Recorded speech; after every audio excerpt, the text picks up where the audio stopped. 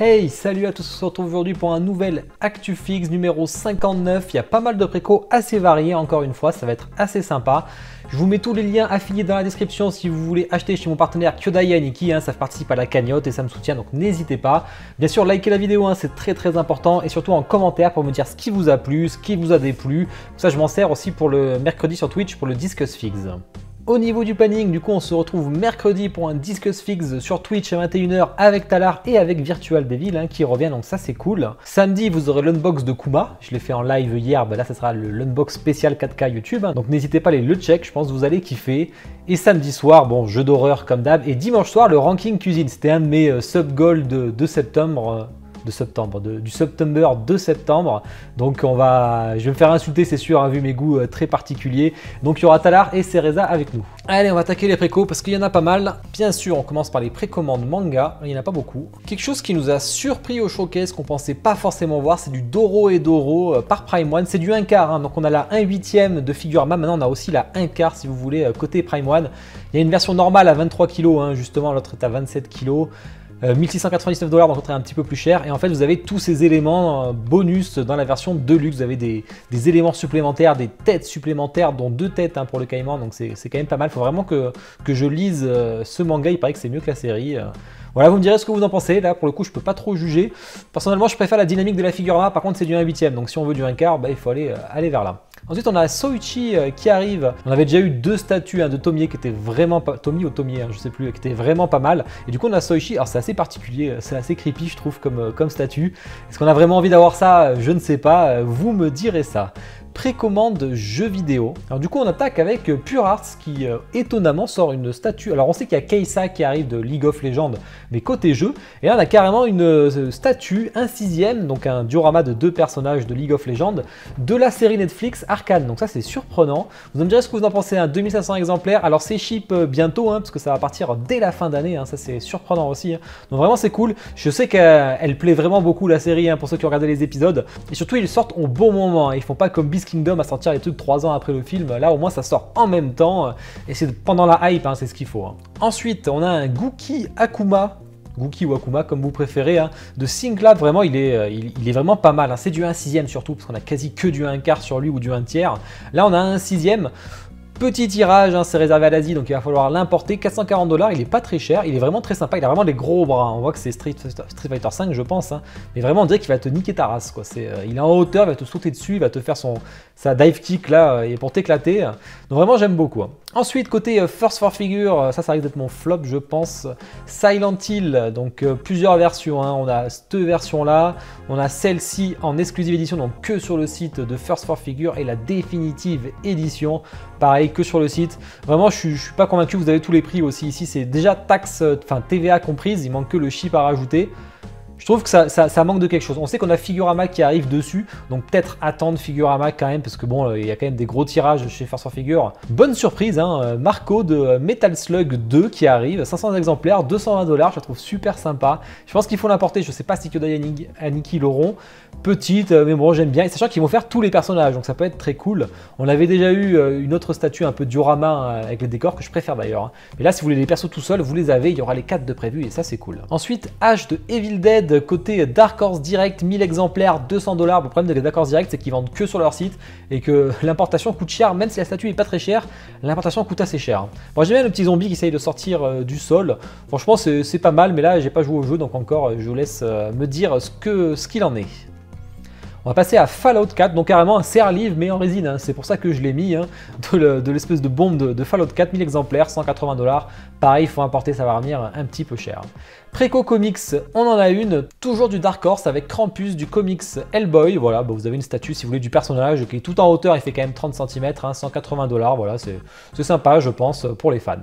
Préco Marvel, on n'a pas grand chose, on a un Cyclope par contre qui est vraiment cool. C'est la collab avec Legendary Beast et XN, donc on a déjà eu le Magneto en 1/3 qui était vraiment sympa. Là on a le XM, donc on peut changer un peu les poses au niveau du visage, vers le haut, vers le bas, tac comme ça, ou en mode Super Saiyan, ça c'est vous qui choisissez. 35 kg quand même, Vraiment je trouve même la base est quand même plutôt pas mal avec l'écran malheureusement qui est derrière, donc on le verra pas trop alors que cet écran est joli. Préco DC. Alors là, on a une chose que je ne m'attendais pas. Côté Kotobukiya, on a un Batman versus Joker assez réaliste qui est vraiment très sympa, je trouve. Hein, 31 cm, 350 $. Ce sera pas très cher chez nous, je pense. Bon, il a les muscles vraiment, vraiment plein de veines, là, le Bruce Wayne. Il va mettre sa patate, quoi. Mais surtout l'autre bras, là, il le tient fermement. Vraiment, j'aime bien, c'est sympa. Ça... Bon, il y a des trucs plus incroyables, mais la base est jolie, je trouve, pour le prix et tout. Franchement, il y a quelque chose. Allez, Préco film, série TV. On a Beast Kingdom qui envoie une princesse avec Ariel. Donc Ariel, vous, la petite sirène, vous connaissez. 3000 exemplaires quand même, hein. Bon ça m'étonne pas. 299 $, c'est plutôt propre. À voir au niveau du visage et des cheveux, du paint. Après ça reste du Beast Kingdom, hein. C'est pas très cher, 299 € chez nous, hein, donc déjà importé, etc. Hein. Et c'est vraiment des gros tirages, donc il y a toujours quelques petites imperfections. Hein. J'ai fait la Reine des Neiges, hein, si vous voulez voir. Mais bon, pour le prix, c'est pas choquant du tout, je trouve. Toujours Beast Kingdom avec ses retards incroyables, hein. On a vu le cas chez Endgame, maintenant on a le cas chez Game of Thrones, qui sort le Trône de Fer, mais voilà, mais beaucoup trop tard, toujours après la hype. C'est un peu dommage, 3000 exemplaires, 320 $, je pense que ça va être assez dur à écouler. Peut-être pas en Asie, peut-être pas en Amérique, hein, mais je sais pas, peut-être que je me trompe. Ensuite, côté Dark Horse Direct, on a Paul de Dune. Voilà, bah là je suis pas convaincu, hein. Là, le fait que ça soit tout petit, franchement ça rend pas très bien. Sachant qu'on a Prime One qui va en faire un, bon il va être très grand, il va être à plus de 1000 €, là on est à peine à 180 €, donc c'est pas du tout comparable. Par contre la pose est assez dynamique, enfin dynamique entre guillemets, hein, mais on a une pose différente de juste il est debout, ça peut être pas mal. Le visage j'ai un peu de doute, mais bon c'est tout petit, hein, donc forcément on peut pas avoir le même niveau de détail. Préco autre, alors là on a un truc vraiment sympa côté Hain Studio avec Ghost Blade, vraiment j'adore. Alors là c'est très dur à avoir, hein, malheureusement. La normale version vous pouvez l'avoir encore chez FNC par exemple, mais la X version elle est partie en 2 secondes, c'est parti très vite. Bon après, vous voyez les dimensions, hein, 107 cm la version spéciale, hein, la version exclusive. 52 $ et 84 de profondeur, c'est très compliqué. Elle coûte quand même 1420 $, donc avec vu le machin, les frais de port vont être très élevés, l'importation va coûter cher. Hein. Préparez-vous à ça. Elle sort dans longtemps par contre, un peu d'exemplaires, mais elle est vraiment très belle. Elle est différente de la Triangle Studio qui a un côté vraiment plus féminin, plus maquillé, etc. Là je pense qu'on est plus fidèle justement au webcomics. Mais vraiment, je sais jamais où le placer dans manga, dans comics. Chaque fois, je change dans autre. Là, j'ai mis dans autre parce que c'est un peu dans plusieurs choses quand je sais pas trop. Mais elle est vraiment très sympa. J'aime surtout le tableau avec les corbeaux qui sortent, comme on avait vu la semaine dernière. Bah voilà.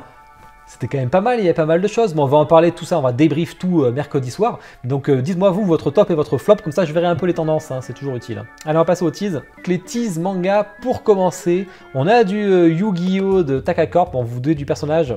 Là, il va y avoir une grosse attente sur ce personnage, donc je pense que ça va très bien marcher. J'ai hâte de le voir, ils avaient dit qu'il y aurait des grosses choses qui arrivent sur Yu-Gi-Oh! Ils n'ont pas menti, à mon avis. On a enfin vu des photos, alors je pense que c'est un sample ou alors des exemplaires de la production, mais qui ne sont pas encore terminés, je ne sais pas, de leur Oniri Griffith Femto. Je l'ai en préco pour un pote là en préco que je puisse l'unbox d'ailleurs aussi. J'aime beaucoup la base, je trouve que le paint est très joli sur la base. L'œil est très bien fait, les visages aussi vraiment très beaux.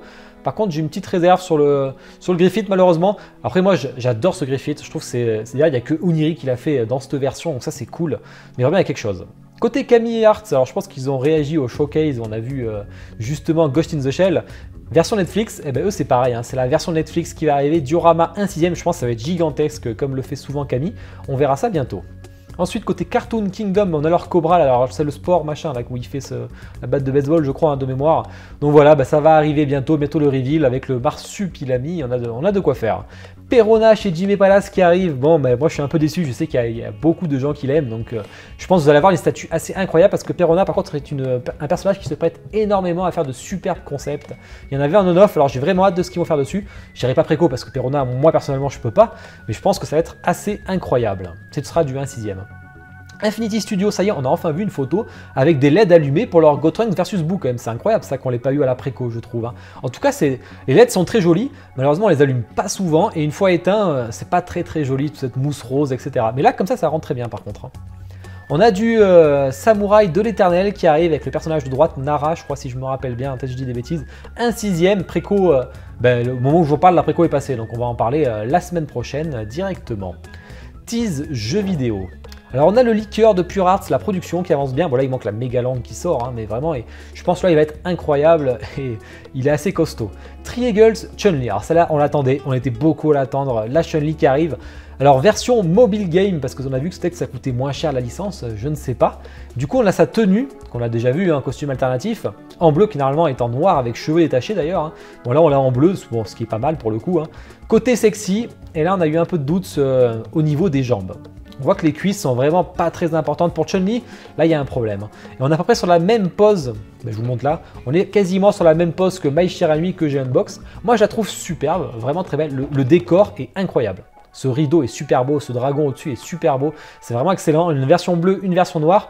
Le seul problème que je trouve, personnellement, on dirait Mai Shiranui ou une jolie fille qui cosplay Chun-Li, mais on dirait pas Chun-Li pour le coup.